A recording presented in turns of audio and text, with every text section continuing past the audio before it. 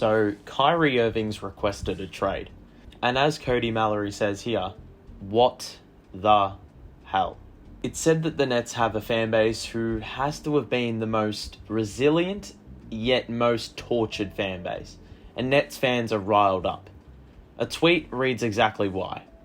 The Nets never have dropped out of the 4th seed since Jacques Vaughn took over, have the best rim protector in the NBA right now, and nearly returning Kevin Durant and one of the best shooting benches in the league, and Kyrie wants to leave that? Turns out there's been a bit of tension between Kyrie and the front office. Today, we're running through what's transpired recently and I'll share my thoughts on where I stand. So news obviously broke, Kyrie requested a trade out of absolutely nowhere. And people were walking around like, what just happened? This is absolutely crazy. Kyrie's camp allegedly didn't negotiate after the Nets added a stipulation in the contract to win a championship, not because of the money offered.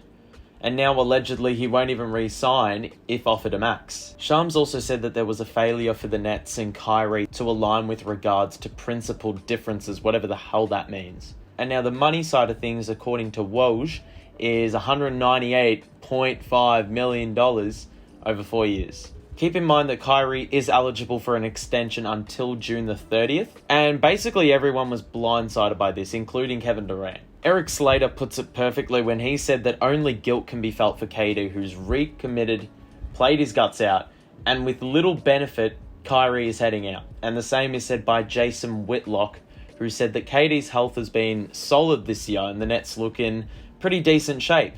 KD cannot catch a break. And because of all this, everyone is trying to suss out where KD's head is at. Because, if Kyrie leaves, then does that jeopardize, the vision that KD has? Chris Mannix pointed out excellently that it's really ironic. Kyrie is basically destroying the Nets season, and that's the way he's selling himself for teams that want to sign him, and they're obviously considering all the drama that he brings along. Today it was reported the Nets are actively working to find a deal, whilst the Clippers emerged as a team that potentially could be in the running. Chris Haynes said that if he isn't traded, Kyrie will honour his contract and play. Now, here's my take on things, and I'll provide a disclaimer. I'm not the most knowledgeable on contract clauses, logistics, all that stuff. First and foremost, what are these teams offering? And we're going to take the Lakers, the Clippers, the Mavs, the Suns, and the Heat. So let's begin with the Lakers. Lakers fans mostly want out with Westbrook and those picks 4 to 6 years down the road. They've also said that they want to not include Max Christie and or Austin Reeves. Look, Westbrook makes no sense with Ben. The picks for a team currently possessing KD hold zero value and thus incentive to gather, and you're not going to offer up any young players remotely of value. So unless AD's on offer, which he's not, we're hanging up the phone. The Clippers, you're not trading PG or Kawhi, and their third option on that team is what, Marcus Morris or maybe Norman Powell? They played 8 players in an OT win over the Knicks most recently, and players who didn't play, Covington and Kennard, for example, have all been players I've seen in trade machines. If that's the standard, then you can piss off. The Suns, Ayton doesn't make sense with Clax on the roster. CP3 I'm not sold on at his age, and Mikal Bridges I like, but I don't think Phoenix would give up assets for Kai if CP3 isn't leaving, nor give up the capital we're after. The Heat, best thing they have to offer is probably Kyle Lowry, so we already know what the outcome is going to be. And the Mavs is probably the most intriguing option. If there's any team I would do a deal with, it'd probably be them. Finney-Smith, Dinwiddie and Josh Green potentially with a pick in there.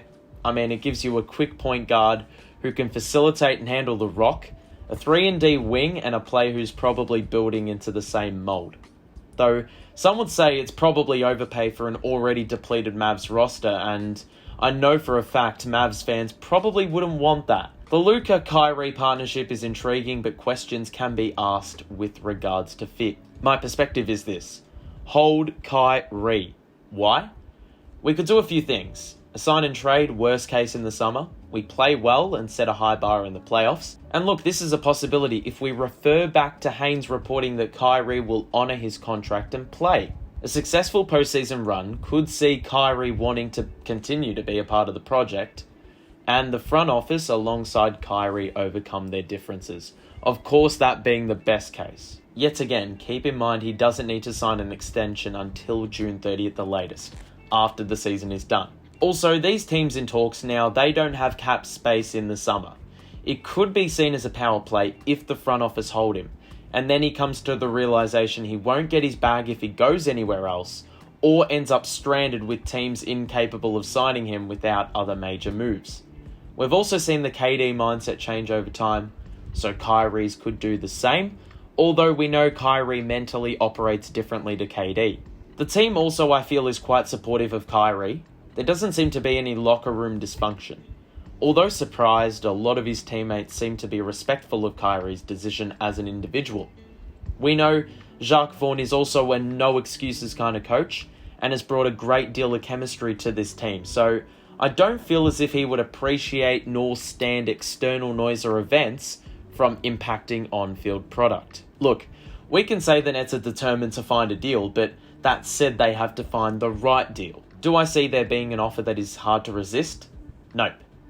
Could this age terribly? Sure. But in all seriousness, what does Kyrie have to gain from this? I just wish the front office and Kyrie could just find a middle ground and agree to an extension, because this just seems like an unnecessary farce that is serving as a distraction to what has been an overwhelmingly positive season, given the circumstances and the roller coaster of events. That said, Malcolm Evans has a good point here. I don't blame Kyrie for trying, and I don't blame the Nets for not wanting to, and that it would be incredibly hard for teams to justify his contract. Sure, there can be a seller, but buyers also have to weigh up their options, and with Kyrie being a walking dilemma, it's going to be incredibly interesting to see if a mutual agreement is reached between two teams before the deadline.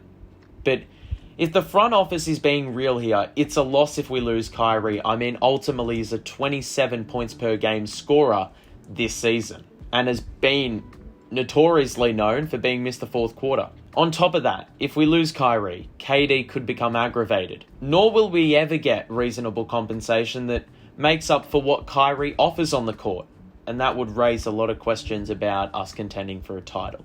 It's an incredibly intriguing situation that'll play out. Share your thoughts. What do you think? Have a great day, and we'll see you soon. Bye for now.